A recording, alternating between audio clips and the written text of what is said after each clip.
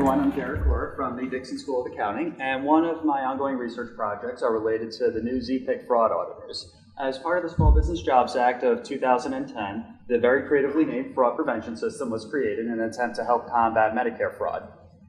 On the right of the screen here, you can see some of these analytical models that are used by the fraud prevention system to help identify outliers within Medicare claims, to help identify claims that may be fraudulent. And then once an outlier is identified, it's turned over to a zone program integrity contractor, or ZPIC, for investigation. And thus far, the ZPICs have seen a positive ROI, or return on investment, from 3.3 to 1 all the way up to 10 to 1. So to American taxpayers, we must be saying this is a great thing, we're fighting fraud, we're saving money. Well, the advantages of the fraud prevention system seems to end once it's turned over to a ZPIC.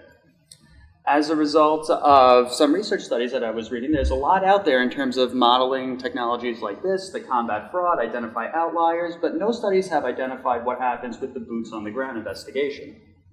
So I went out and interviewed 24 individuals from across the country that work for healthcare providers that have been hit by a ZPIC.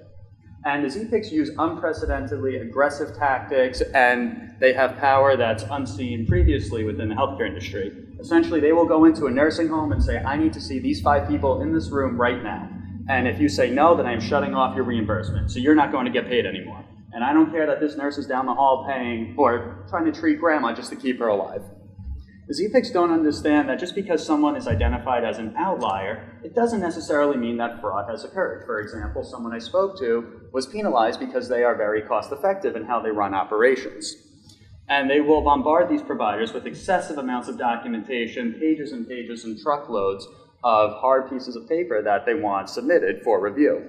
And behind this, some folks have tried to justify what they're doing, saying how they're trying to educate providers, get them to document better, but it's very tough for me to believe that when I've spoken to some folks and they say, we call the ZPICs, they don't get back to us. We want clarification on what we can do better. They don't respond to us. So we can't even improve our processes as a result of the investigation.